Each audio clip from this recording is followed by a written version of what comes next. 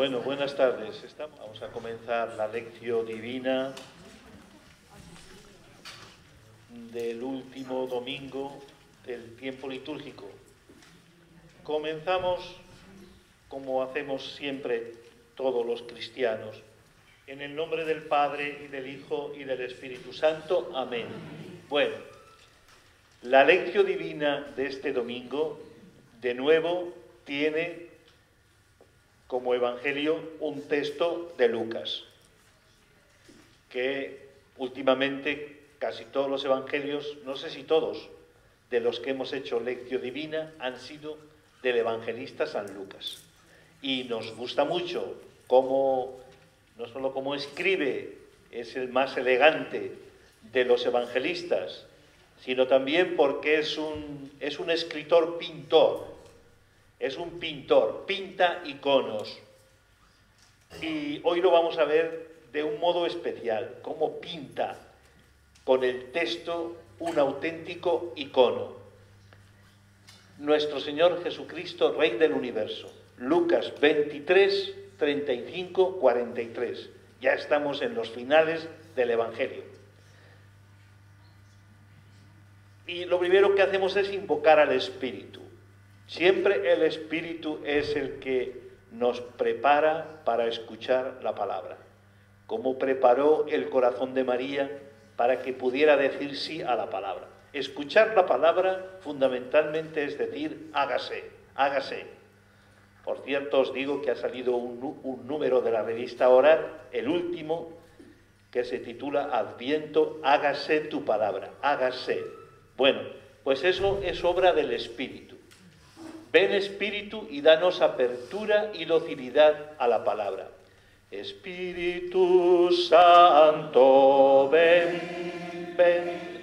Espíritu Santo, ven, ven. Espíritu Santo, ven, ven. En el nombre del Señor.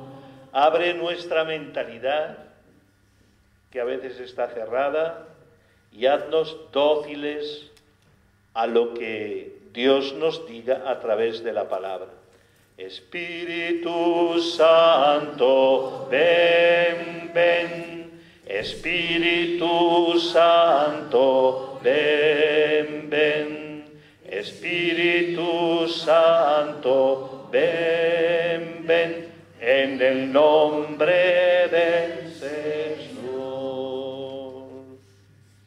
Bueno, siempre con el Espíritu nos acercamos a la palabra, y el Espíritu está presente en toda la obra de la palabra dentro de nosotros, porque no solo acogemos la palabra, sino que la palabra produce su fruto en nosotros. La palabra nos regala palabras para decírselas al Señor en la oración, y la palabra nos envía como misioneros para poner en práctica lo que el Señor quiere. Siempre está el Espíritu Santo. Bueno, como motivación hemos escogido un texto muy hermoso del Salmo 28, que muchas veces habréis recitado. Es el salmo dedicado a la voz, a la palabra. Y hemos escogido dos frasecitas de este salmo. La voz del Señor es potente, la voz del Señor es magnífica, la voz del Señor se sienta por encima del aguacero. A veces nuestra vida experimenta lo mismo que experimenta la tierra cuando hay un aguacero. Cuando hay un aguacero, pues no hay resistencia que detenga el agua lo mueve todo. Y eso también nos pasa a veces nosotros en la vida, que perdemos el norte, perdemos la paz, perdemos la alegría. Bueno, pues el Señor se sienta cuando el aguacero habla de inestabilidad, en la voz del Señor se sienta por encima del aguacero, diciendo que no hay aguacero que pueda más que la palabra. No hay situación humana de noche que pueda más que la luz de la palabra. Esto es lo que expresamos con este salmo. Y unas palabras de un sacerdote de nuestra diócesis que ha escrito esto para la asamblea diocesana en la que todos estamos metidos. Y dice así: esta escucha de la palabra es lo que nos hermana con Jesús. Nos hace sintonizar con el querer de Dios Padre y es condición imprescindible en el proyecto del discipulado. Un discípulo es fundamentalmente uno que escucha, no uno que hace su voluntad, sino uno que abre el oído cada mañana para ver por dónde te quiere llevar el Señor. Bueno, y estas últimas frases que son muy importantes a mi modo de ver. Dar valor a la escucha de la palabra en la vida cotidiana es un desafío para nuestra renovación cristiana y la de las comunidades actuales. No sé qué os parece este texto, pero a mí me parece muy interesante en este momento en el que estamos tratando de escuchar al Espíritu para renovar nuestras comunidades y renovar la alegría de nuestro encuentro con Jesús, el gozo de vivir en las comunidades eclesiales y el júbilo de poder compartir esta fe con los demás. Y cantamos a la palabra. Tu palabra me da vida, confío en ti, Señor. Tu palabra es eterna, en ella esperaré. Bueno, y como contexto, ya recordáis que Lucas organiza el Evangelio después de una estancia en Galilea como un gran viaje a Jerusalén. En el viaje entran en crisis los discípulos, porque no quieren ni oír hablar de Jerusalén, porque Jerusalén es donde matan a los profetas. Y ellos no quieren quedarse en Galilea. Bueno, la primera parte del Evangelio acontece en Galilea, en la zona de donde era Jesús, de donde eran los discípulos. Después, una gran parte camino hacia Jerusalén. Y últimamente hemos visto en varios evangelios lo que acontece dentro de Jerusalén. ¿Y en Jerusalén qué acontece? Pues que todos se ponen en contra de Jesús. Los fariseos, los saduceos. Acordaos del tema de la trampa que le ponen a aquella mujer que estuvo casada con 7 hermanos. A ver, en la resurrección se ríen de él. En la resurrección, ¿de quién será? ¿De quién será mujer? ¿Del primero, del segundo, del quinto, del séptimo? Después también las autoridades. Todos se ponen en contra de Jesús. Y Jesús habla en el templo con una valentía y una libertad impresionante. Bueno, pues ahora llegamos ya al capítulo penúltimo, de la estancia de Jesús en Jerusalén. Y el capítulo penúltimo es la crucifixión de Jesús. Por eso, este texto nos presenta a Jesús crucificado, y ya casi sin hablar. En Jesús crucificado lo que habla es la cruz. No habla él, habla la cruz. Y habla la cruz de amor, y habla la cruz de bienaventuranza, y habla la cruz de vida nueva. Bueno, por tanto, este evangelio acontece en el Gólgota. Está Jesús crucificado y están también crucificados con él 2 malhechores, 2 ladrones, 2 malhechores. Bueno, y el último domingo del año litúrgico se dedica a Jesús. Bueno, en realidad todos los domingos, todos los evangelios se centran en Jesús, pero este último domingo nos invita a centrar la mirada en Jesús. Y toda la liturgia tiene como principio y como fin al mismo Jesús. Comienza en el Adviento, como veremos, y termina con la fiesta de Jesucristo, Rey del Universo. Ya hemos dicho que la acción se sitúa en el Calvario y Jesús está crucificado, pero a la vista de todos. Bueno, esperaban un Mesías triunfante y poderoso. La esperanza en el Mesías era muy fuerte en todo el pueblo de Israel, pero lo que era distinto era el concepto que tenían de Mesías. Para ellos esperaban un Mesías poderoso, un Mesías que expulsara de Israel a los que en este momento dominaban y controlaban todo, que eran los romanos. Eso es lo que esperaban. Pero aparece un Mesías crucificado. Bueno, esto es el desconcierto mayor del pueblo, ¿verdad? ¿Cómo es esto? ¿Cómo un crucificado, un perdedor, va a ser aquel a quien esperamos que nos salvara? ¿Cómo va a salvar un perdedor? Bueno, por eso en este Evangelio pues abrimos nuestro corazón a escuchar la palabra de Dios y tratamos de descubrir qué quiso decir Lucas a las comunidades en torno a los años 80, 70, 80, qué quiso decir a las comunidades para las que escribió el Evangelio, qué quiso destacar. Vamos a verlo. Primero nos encontramos con el texto que vamos a leer y que os invitamos también a releer en algún otro momento durante la semana. Como os lleváis la hoja, bueno, y además tenéis evangelios para cada día, pues es importante volver otra vez. Cuanto más tiempo estamos con la palabra, más riqueza nos desvela la palabra. El que aprende a estar en la palabra, nota cómo la palabra le va iluminando y le va enriqueciendo. Si cruzamos deprisa el paisaje de la palabra, no nos dice nada.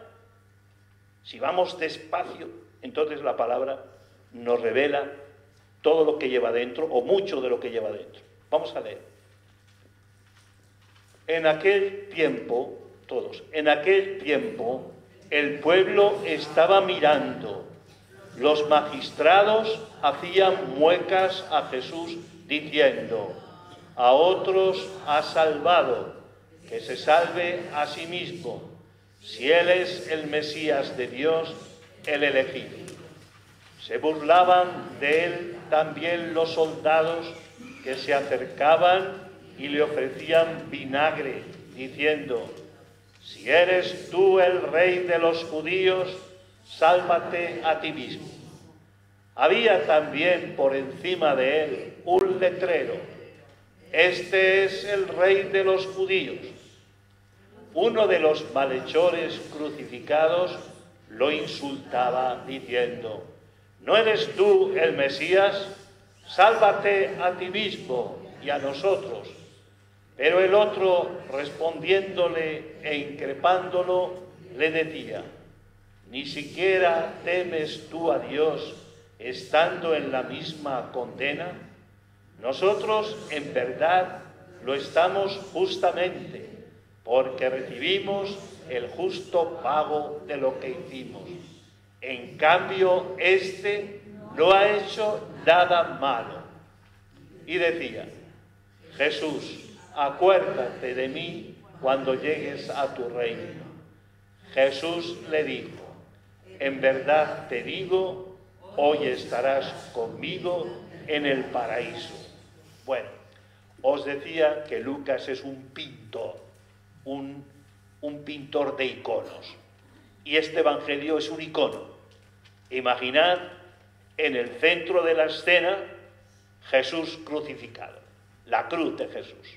Junto a él los dos ladrones, pero después el pueblo mirando, el pueblo que mira, las autoridades que aprovechan este momento para quedar por encima de Jesús. Jesús les ha sacado bastantes veces los colores, pero ahora las autoridades quieren resarcirse. Después los soldados, después uno de los malhechores y después el otro malhechor. Si tuviéramos que describir este icono, veríamos un fogonazo de luz en la cruz de Jesús y después, frente a mucha oscuridad, el fogonazo de luz de un ladrón, de un malhechor que se atreve a, no sé, a abrir un camino de esperanza a la misericordia del Señor. Es curioso que en este Evangelio Jesús está callado, no dice nada a las autoridades, no dice nada a los soldados, no dice nada al malhechor que le insulta y le increpa. El único que le saca una palabra de misericordia cuando ya Jesús está muriendo, el único es el ladrón, el malhechor que se atreve a hacerle una invocación preciosa. Bueno, entonces tenemos este icono, esta pintura preciosa. Pero, claro, a nosotros el Espíritu nos empuja para entrar en esta escena. Y por eso también nosotros entramos en la pintura. No olvidamos que Lucas escribe para la comunidad. Y la comunidad no está al margen. Él quiere que la comunidad se meta también en el cuadro. Entonces nosotros nos metemos también en esta pintura tan preciosa que pinta Lucas. Bueno, y vamos a ir comentando algunas cosas. Primero, el pueblo. El pueblo tiene una actitud de estar mirando. El pueblo es el pueblo que le ha seguido a Jesús en los 3 años en los que ha estado predicando el Evangelio. El pueblo es el grupo de personas que le han visto curar, le han visto la ternura y el cariño, le han visto y se han emocionado con Jesús y han dicho, esta autoridad no la tiene nadie, y han alabado y bendecido al Señor. Este pueblo ahora está mirando, el pueblo estaba mirando. Nos podemos imaginar con qué actitud, ¿verdad? Una actitud quizás de desconcierto. ¿Qué ha pasado aquí? ¿Dónde está el profeta poderoso en obras y en palabras que era capaz de enfrentarse a los jefes? ¿Dónde está? Algo de desconcierto, algo de tristeza, algo de pesar están experimentando este pueblo. Pero el pueblo, como pasa también hoy día, el pueblo que mira va a ser utilizado por las autoridades, porque las autoridades lo que quieren es que el pueblo mire el fracaso de un profeta y que se convenzan de que no merece la pena poner la confianza en alguien que termina crucificado. Porque cuando alguien termina crucificado es que todo su proyecto ha sido un fracaso. Bueno, entonces aquí podemos hacer un poco de literatura, ¿verdad? No solamente está crucificado Jesús, sino que, como decimos aquí, está crucificada su manera de vivir y su manera de hablar de Dios. Daos cuenta que la gran polémica entre Jesús y el mundo religioso de su tiempo era el modo de hablar de Dios, cómo hablaba Jesús y cómo hablaban los otros de Dios. Bueno, entonces está crucificada de esa manera. ¿Dónde se ha escondido el que tanto admiraban por los caminos? ¿Dónde se ha escondido? ¿Qué ha pasado aquí? Bueno, ¿y qué será de su evangelio? Entonces, nos interesa sobre todo esto. Los que se burlan de Jesús, el pueblo no se burla de Jesús, pero los que se burlan de Jesús se alegran de que el pueblo, que en unos momentos anteriores admiró a Jesús, ahora vea que todo ha sido un fracaso y se vuelvan de nuevo a sus casas sin esa ilusión que prendió en sus corazones. ¿Se entiende esto? Son utilizados. Lo mismo que pasa en cualquier momento, ¿verdad? Lo que quieren las autoridades es matar la mirada limpia del pueblo, ¿verdad? Y ensuciar esa mirada. Bueno, esto lo tenemos presente. Jesús en el centro, el pueblo mirando y todos los demás riéndose de este pueblo. Ahora, a ver si os convencéis. Cuando le seguíais por los caminos, erais unos insensatos. Bueno, pasamos.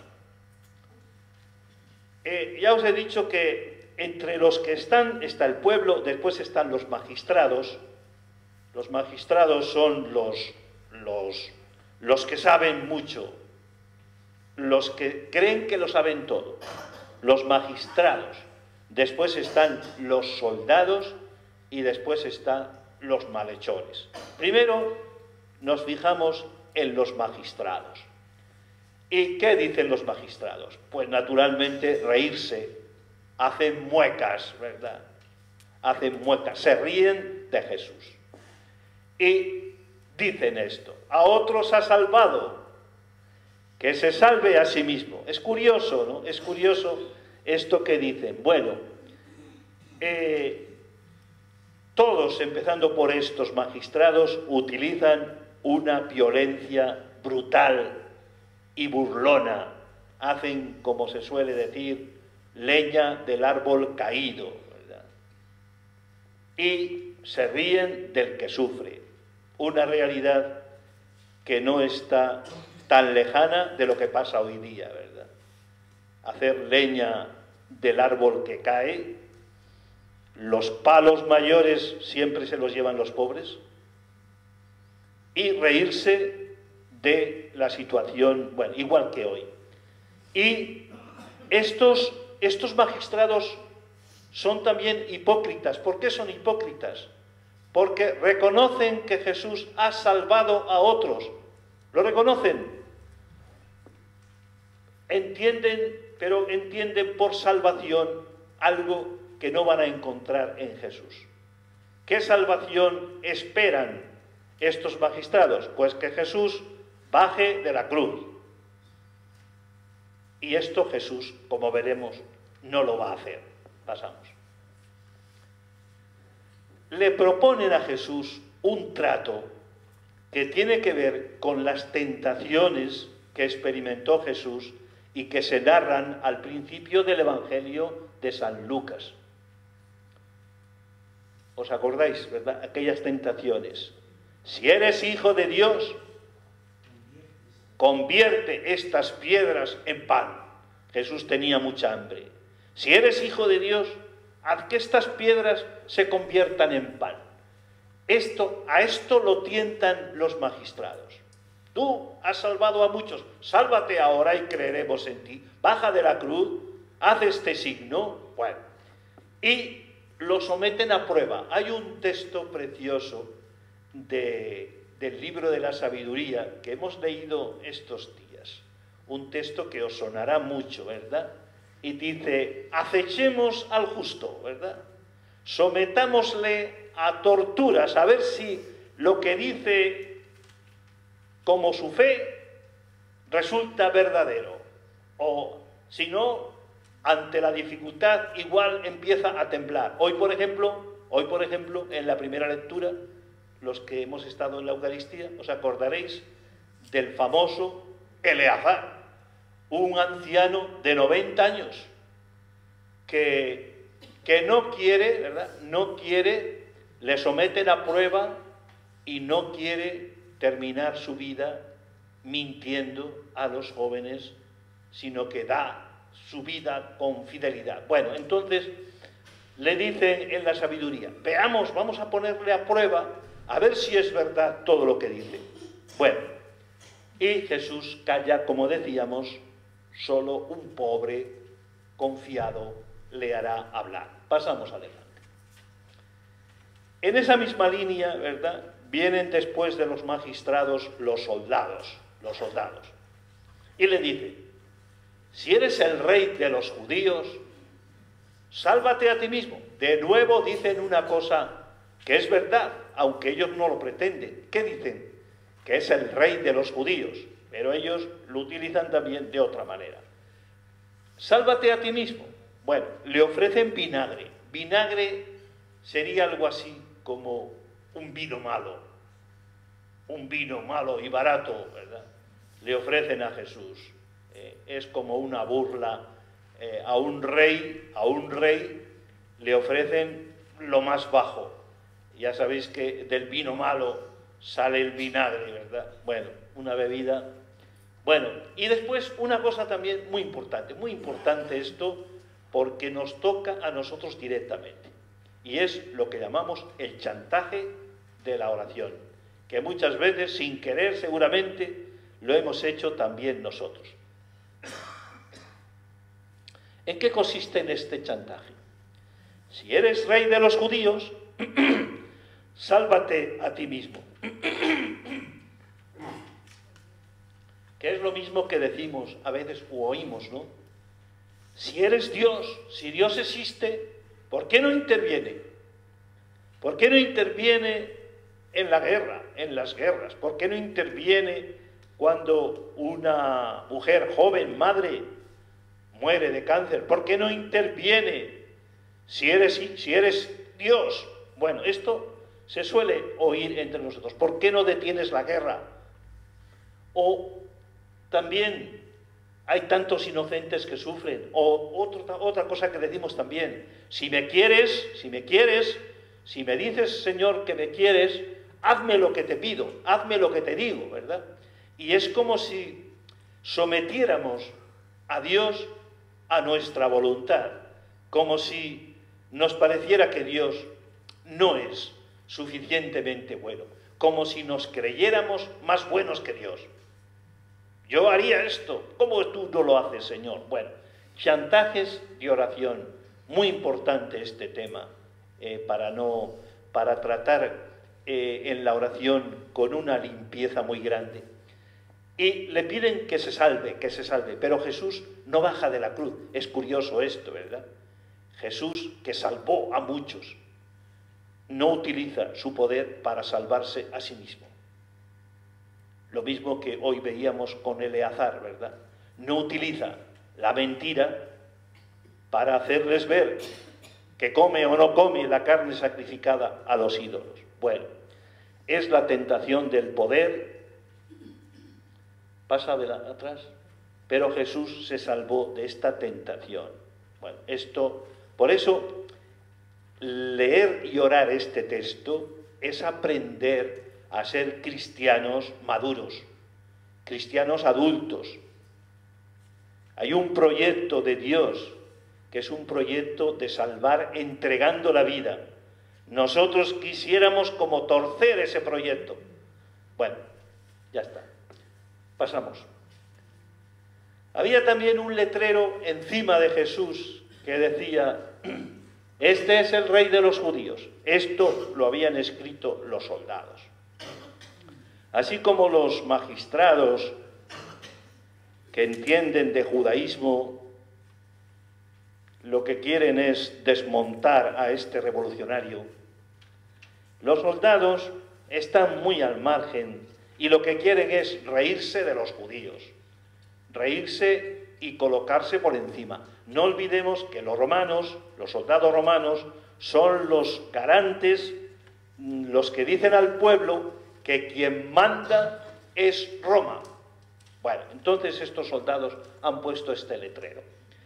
En las crucifixiones era normal poner un letrero encima de cada uno de los crucificados. Y era como una manera de decir a los que pasaban por allí cuál era el motivo por el que estaba crucificado. Eso lo solían poner en todos. Entonces, ¿cuál es el motivo de que Jesús esté crucificado?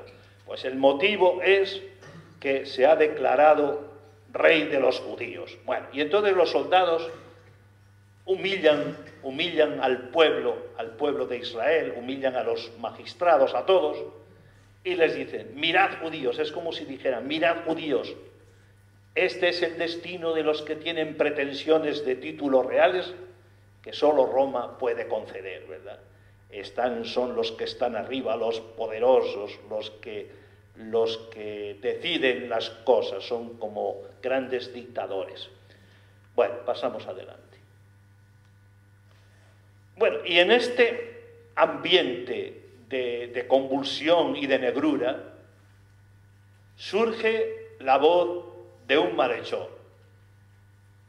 Y yo creo que lo que Lucas está queriendo decir a la comunidad cristiana es: Jesucristo, la cruz de Jesucristo, centro, pero después esa relación de mirada a la cruz de Jesús como centro de la vida cristiana. Bueno, entonces en medio de la oscuridad surge esta luz, impresionante, este fogonazo. Bueno, los dos malhechores piden ser salvados, pero uno desde la incredulidad y el otro desde la fe. El primero no admite su culpabilidad y critica a Jesús. El segundo admite su culpa. Nosotros estamos aquí porque hemos hecho cosas malas, pero declara la inocencia de Jesús con una frase preciosa. San Pedro dirá de Jesús en positivo, ¿verdad? Dirá de Jesús que pasó haciendo el bien. Este malhechor, la misma palabra dice, el que ha hecho el mal, dice de Jesús una cosa preciosa, pero a su manera, ¿verdad? Dice, este no ha hecho nada malo. Una frase preciosa, este no ha hecho nada malo. Bueno, y entonces, en medio de las burlas se levanta una invocación orante, que parece que no es nada, ¿verdad? Parece que no es nada. Parece que las burlas son más fuertes y, sin embargo, Lucas destaca que este grito orante vale más que todo. Y por eso el grito orante es Jesús, Jesús. Hemos destacado la palabra Jesús, Jesús. Así lo llama, ¿verdad? Jesús. No lo llama Mesías, lo llama Jesús, acercándose mucho al crucificado. Y le dice, bueno, pues eso, acuérdate de mí cuando llegues a tu reino. La noche es rota por el grito de fe de un pobre, de un malhechor. Pasamos adelante y la única palabra que dice Jesús en este tiempo largo de silencio, a todas las amenazas y burlas no responde, pero sí que responde a la fe de este malhechor. Y dice, en verdad te digo, hoy estarás conmigo en el paraíso. Bueno, vamos a ver algunos detalles. Primero, la expresión en verdad te digo evoca el amén hebreo. El amén es como algo muy profundo y muy afianzado. Es como algo que da seguridad y firmeza a una persona. Amén. Es como decía San Ambrosio, un gran aplauso que le damos a Dios. Lo tuyo realmente tiene cimiento, un cimiento para que nuestra vida no quede volatilizada. Por eso, en verdad te digo, es amén, amén, amén, amén, amén, dico vobis. Bueno, y lo que Jesús promete es que hoy mismo tendrá vida, hoy mismo. Bueno, entonces el hoy de Lucas es sinónimo del presente eterno, ¿verdad? El hoy no solamente es hoy en cuanto este día, sino que el hoy es un momento atemporal, es la presencia de la vida, el presente eterno. ¿Recordáis algún texto de San Lucas donde también diga hoy? Zaqueo, ¿qué le dice a Zaqueo? Hoy ha llegado la salvación a esta casa. Hoy, ¿verdad? Ante el gesto de Zaqueo de subirse, como pequeño que era, no le dejaban, ¿verdad? Se sube a un sicomoro para ver pasar a Jesús. Bueno, hoy, este hoy es muy importante. Después resaltamos también el conmigo, ¿verdad? El conmigo, que ha sido el gran proyecto de Jesús y que es el gran proyecto de la Iglesia. El gran proyecto de la Iglesia es que todos seamos discípulos de Jesús, amigos de Jesús, compañeros de Jesús, que todos experimentemos el conmigo. Bueno, entonces conmigo escuchamos en la cruz, continúa la llamada al seguimiento. El último aliento de Jesús es de misericordia para un perdido, de llamada, ¿verdad? De llamada para este que estaba perdido, conmigo le invita, hoy estarás conmigo en el paraíso. Y el paraíso, pues, era un recuerdo para el pueblo de Israel, para los contemporáneos de Jesús, el paraíso era un recuerdo ¿de qué os parece que era el recuerdo del paraíso? Del momento en que Dios creó al hombre, ¿verdad? Era un jardín lleno de belleza, donde, sobre todo, la belleza más importante del jardín era que cada tarde había una conversación entre el ser humano, los seres humanos y Dios, de amigo a amigo. Bueno, vale, pasamos adelante. Vale, y esto ya lo hemos dicho, que la muerte de Jesús es el triunfo de una manera de vivir amando hasta darlo todo. Pasamos. Bueno, algunas respuestas o preguntas a esta palabra. Se pueden hacer muchas más, pero a ver si alguna cala en nosotros. La primera sería esta. ¿Cuál es mi actitud ante el crucificado? Si hemos dicho que en el icono estamos también nosotros metidos, pintados ahí, bueno, pues ¿cuál es mi actitud ante el crucificado? ¿Hemos domesticado la cruz o realmente la cruz sigue siendo algo revolucionario en nuestra vida? ¿Cuál es mi actitud ante el crucificado, ante la cruz? Segundo, ¿cómo me acerco a él? ¿Qué mensaje encuentro en este texto, en este evangelio, para mi vida? ¿Qué mensaje? ¿Qué mensaje encuentro en este evangelio para mi vida? Bueno, ¿y cómo entiendo yo que Jesús es Rey del universo? Mirando a un crucificado. Si hiciéramos un recorrido por el Evangelio de San Lucas, veríamos que Jesús es lo más contrario a un rey. Por ejemplo, dirá que el que no se haga como niño no puede entrar. O sea, Jesús nos invita a ser como niños, no a ser importantes y a ser grandes, sino a ser como niños. Entonces, ¿cómo se compagina esto? Segundo, rechaza las tentaciones de poder.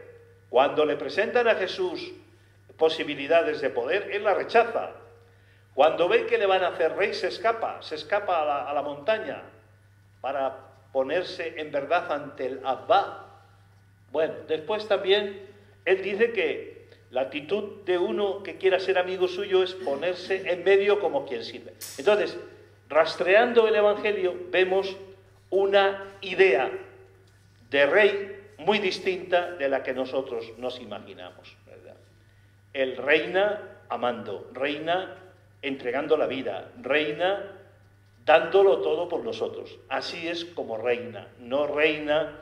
Santa Teresa dice que los reyes de este mundo tienen su autoridad sostenida por palillos, ¿verdad? Y necesitan vestidos apropiados, corte apropiada, para que todo lo externo diga que estos son reyes. Pero Jesús tiene una autoridad que muestra, aun estando desnudo, aun siendo objeto de burla por parte de casi todos, excepto por este malhechor que le invoca. Vale, pasamos. Bueno, ¿qué oración podíamos hacer aquí? Bueno, pues podíamos quizás hacer la misma oración del malhechor. Jesús, acuérdate de mí cuando llegues a tu reino. O Jesús, acuérdate de mí. O simplemente Jesús, Jesús, Jesús, Jesús, acuérdate de mí. Jesús, acuérdate de mí cuando llegues a tu reino. Una oración que puede convertirse en nosotros en una jaculatoria. Jesús, acuérdate de mí. Bueno, y también queremos orar con Juan de la Cruz, cuya fiesta viene pronto, orar con Juan de la Cruz porque él miró mucho al crucificado y descubrió algo muy hermoso, que vamos a escuchar ahora en este canto, el canto del pastorcico.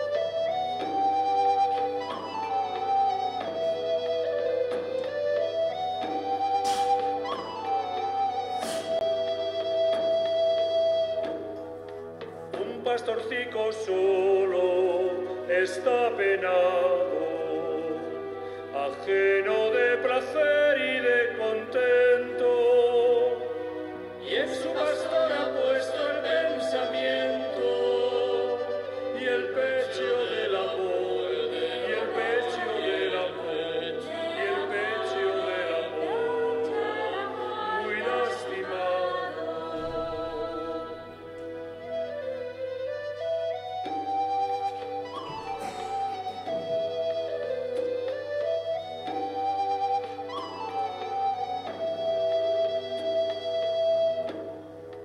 No llora por haberle amor llagado, que no le pena verse así afligido, aunque en el corazón está herido, mas llora por pensar que está olvidado.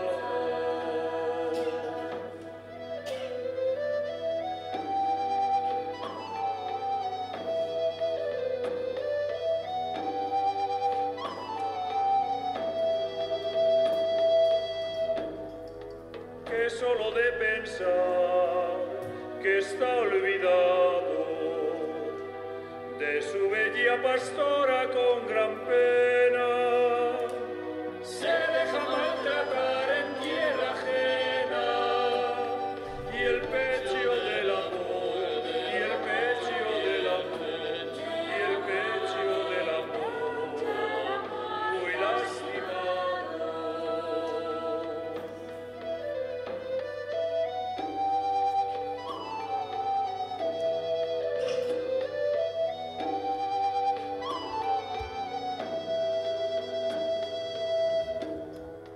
Y dice el pastorcico, ay desdichado, de aquel que de mi amor ha hecho ausencia, y no quiere gozarla mi presencia, y el pecho por su amor, muy lastimado.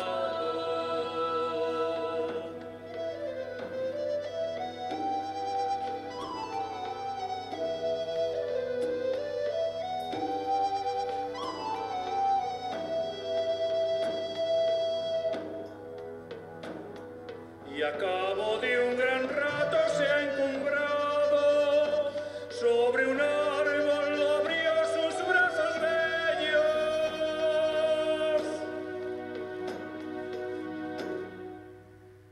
y muerto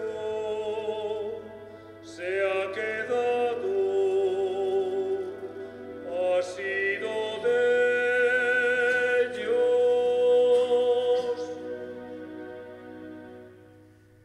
Y el pecho del amor, el pecho del amor, el pecho del amor, muy lastimado. Y el pecho del amor, el pecho del amor, el pecho del amor, muy lastimado.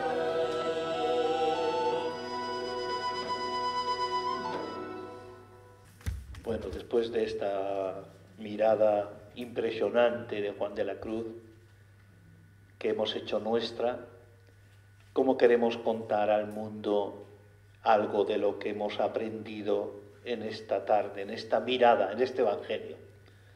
Bueno, pues os proponemos dos cosas. Primero, elige un gesto concreto de servicio para vivir como Jesús esta semana.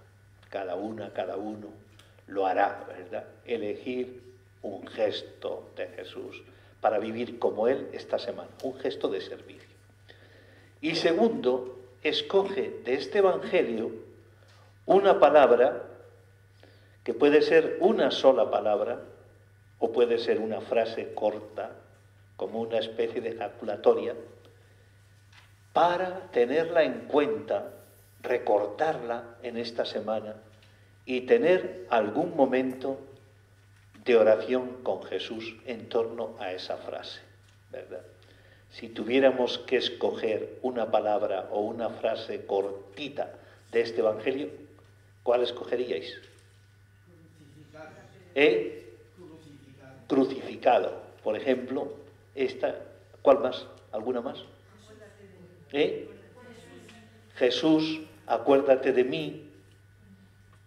Bueno, se trata de escoger del Evangelio una frase, no solo de este Evangelio, que nos acompañe durante toda la semana. Incluso alguna vez lo haremos en concreto entregándoos alguna frase del Evangelio para que os acompañe físicamente durante la semana y podamos tener en torno a esta frase algún momento orante.